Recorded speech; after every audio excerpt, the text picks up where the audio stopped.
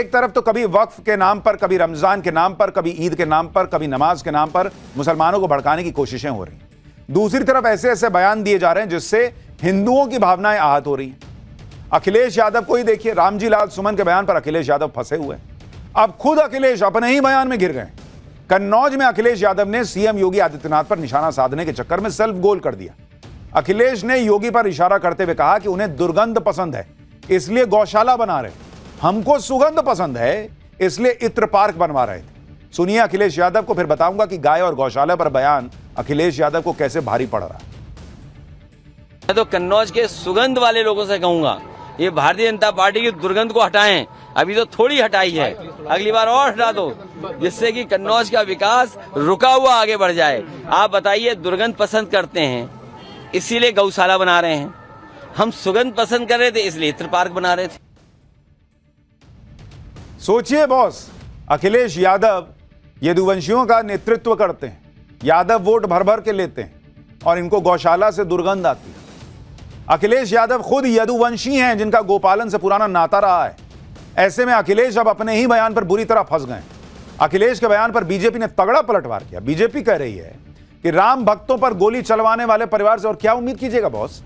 अखिलेश को बूचड़ खानों से तो बदबू नहीं आती, गोमाता का मजाक उड़ा रहे हैं। शर्म आनी चाहिए अखिलेश यादव। यदुवंशी होकर भी गाय और गौशाला का अपमान कर रहे हैं, बीजेपी कह रही है। भाई बीजेपी नेताओं के बयान सुनिए, फिर बताऊंगा कि बागेश्वर बाबा ने अखिलेश यादव को गौशाला के मुद्दे पर क्या तगड़ा जवाब दिया। अखिलेश यादव के दिमाग में गंदगी भरी है, उनके विचार से दुर्गंध आती है। वो परिवार जो राम भक्तों पर गोली चलाता हो, वो परिवार जिसने कार सेवकों को सरेराह हत्या की हो, उस परिवार से और क्या अपेक्षा की जा सकती है। अखिलेश यादव जी को शर्म आनी चाहिए, वो गौ माता का मजाक उड़ा रहे हैं। को बधाई देनी चाहिए थी मुख्यमंत्री जी को कि जो आपके समय में जो गाय गोवंश टहलता था उसको लोग काट देते थे, उसका मांस का व्यापार आम बात हो गई थी, वो योगी जी ने बंद कर दिया। तो गौशालों में आप दुर्गंध और सुगंध क्यों तलाश रहे हो? गौशाला में सनातन की आस्था को तलाशो। ये गौ माता है, इनको माता कहा जाता है और मां पर टिप्पणी नहीं की जाती है। अखिलेश यादव के बयान से गौशाला संचालक और गाय पालने वाले भी नाराज हैं। गौशाला संचालक और गौ पालकों का सीधा कहना है कि अखिलेश को सनातन संस्कृति से कोई मतलब ही नहीं। अखिलेश अब दूसरे समाज को लुभाने की कोशिश कर रहे हैं, इसलिए अखिलेश और उनके नेता इस तरह का बयान दे रहे हैं कि उनको गौशाला से दुर्गंध आती है और इत्र फैक्ट्री बनवा रहा था मैं। सुनिए लखनऊ से लेकर वाराणसी तक गोपालकों ने अखिलेश यादव को क्या जवाब दिया है। जिस तरह उन्होंने गौ माता का अपमान किया है, पहले तो उन्हें माफी मांगनी चाहिए। और यदुवंशी भगवान कृष्ण यदुवंशी थे, उन्होंने गाय माता की रक्षा के लिए पर्वत को उंगली पे उठा लिया। दुर्गंध तो नहीं आती है सर, बहुत ही अच्छी सफाई रहती है, अच्छा काम हो रहा है यहाँ पे, दुर्गंध नहीं आती है। अखिलेश जी को आ रही है? अरे उनको आ रही होगी ना, हम लोग तो सेवा कर रहे हैं रोज। अखिलेश यादव जी जो कह रहे हैं दुर्गंध आ रहा है, दुर्गंध गौ माता से नहीं, उनके कुंठित विचारधाराओं से आ रहा है।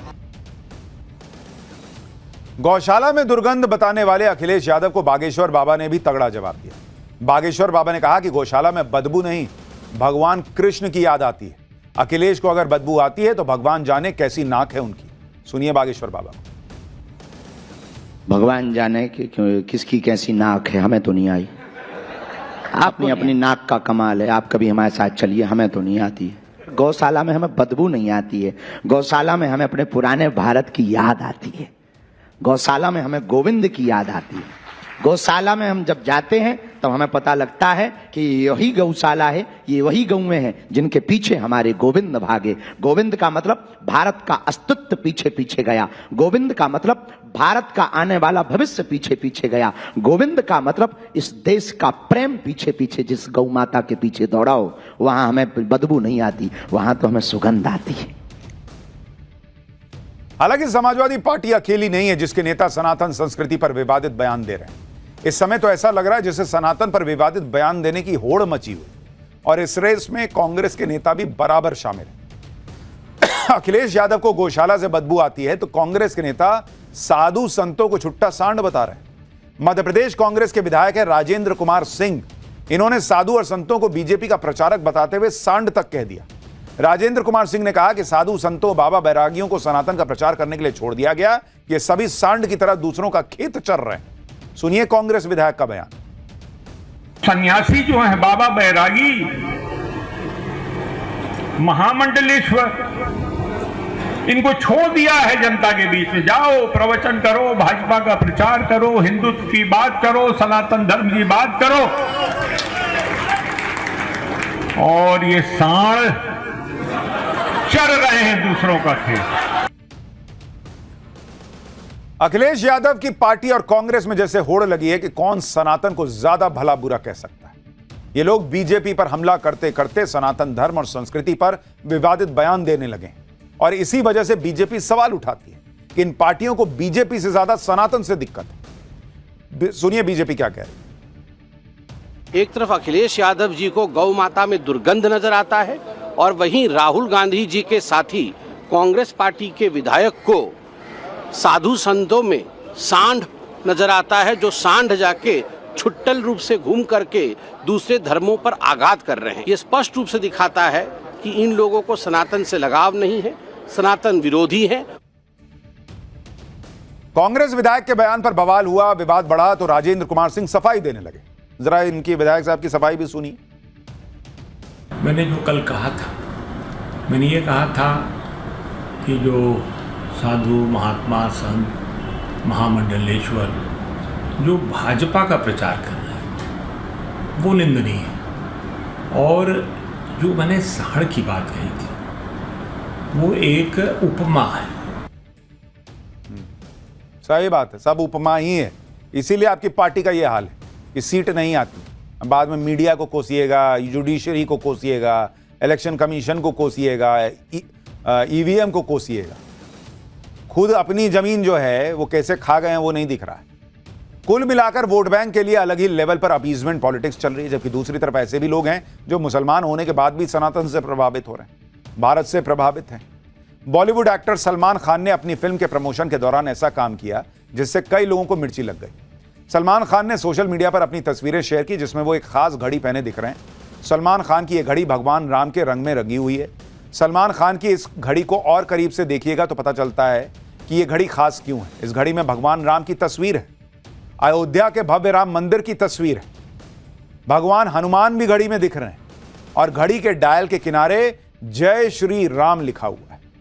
अब आप देखिए कि राहुल गांधी से लेकर अखिलेश यादव तक राम मंदिर की प्राण प्रतिष्ठा में नहीं गए थे, सिर्फ इसलिए कि वोट बैंक नाराज ना हो जाए, जबकि सलमान खान मुसलमान होकर भी भगवान राम और राम मंदिर वाली घड़ी पहने हुए हैं, उनको दिक्कत नहीं।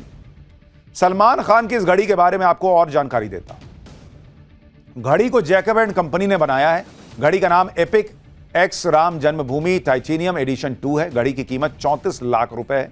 यह स्पेशल एडिशन की वॉच है। घड़ी से भारत की सांस्कृतिक विरासत को बढ़ावा दिया गया है। खैर, ये पॉलिटिक्स तो इसी तरह से चलती रहेगी, इन लोगों का हिसाब नहीं बदल सकता। लेकिन पाठशाला में अब अगली क्लास, मोदी ने कैसे देश बदला। अमेरिका में मंदी, चीन में मार्केट क्रैश, इधर पीएम मोदी को सबसे बड़े टेस्ट में 100% नंबर कैसे आ गया।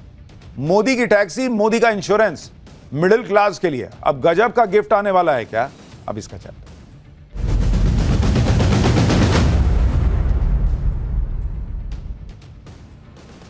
एक तरफ तो देश का माहौल बिगाड़ने का हर संभव प्रयास सड़क पर चल ही रहा है, दूसरी तरफ प्रधानमंत्री मोदी चुपचाप लगे हुए हैं देश की इकोनॉमी को सड़क से उठाकर पटरी पर लाने और फिर वहां से सीधा रॉकेट बना देने में। और उसका रिपोर्ट कार्ड भी आ गया है।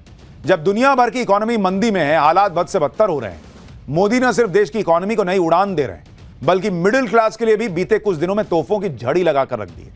अब मिडिल क्लास के लिए कौन सी मोदी टैक्सी और मोदी इंश्योरेंस आने वाला है, उससे क्या फायदा होगा, आज आपको विस्तार से दिखाऊंगा। पहले वो आंकड़े देख लीजिए जिन्हें देखकर दुनिया शॉक्ड है बॉस। आईएमएफ की ताजा रिपोर्ट के मुताबिक पिछले 10 साल में नरेंद्र मोदी ने भारत की अर्थव्यवस्था डबल कर दी है। डबल। 2015 में भारत की अर्थव्यवस्था 2.1 ट्रिलियन डॉलर थी। 2025 में भारत की अर्थव्यवस्था 4.3 ट्रिलियन डॉलर की हो जाएगी, यानी 103% की ग्रोथ बीते 10 साल में। आपको याद होगा कुछ टाइम पहले पीएम मोदी ने भारत के लिए 5 ट्रिलियन इकोनॉमी का टारगेट रखा था। इसे लेकर कुछ नेताओं और अर्थशास्त्रियों ने पीएम मोदी का बड़ा मजाक उड़ाया।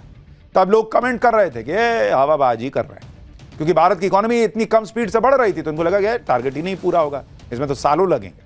लेकिन भारत की अर्थव्यवस्था को लेकर जो नई रिपोर्ट आई है उसे देखकर सब सन्नाटे में चले गए। भारत की इकोनॉमिक ग्रोथ ने पूरी दुनिया को हिलाकर रख दिया है। आगे बढ़ने से पहले भारत की बढ़ती ताकत की एक झलक देखिए, फिर बताता हूं कि इस रिपोर्ट में क्या क्या लिखा है और मोदी की टैक्सी, मोदी का इंश्योरेंस, ये क्या कमाल होने वाला है।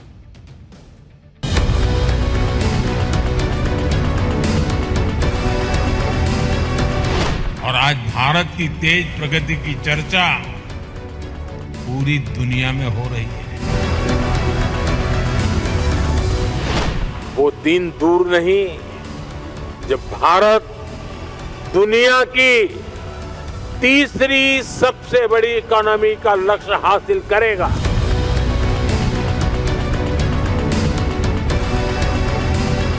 भारत के इतिहास में पहली बार 10 लाख करोड़ रुपए सिर्फ इंफ्रास्ट्रक्चर के विकास के लिए रखे गए।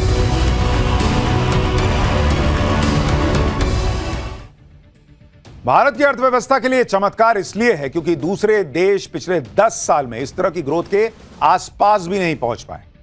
दूसरे देशों की ग्रोथ भी आपको बताता हूं। 2015 से 2025 तक 10 साल में बड़े बड़े देशों की जो जीडीपी ग्रोथ रही है उसको देखिए।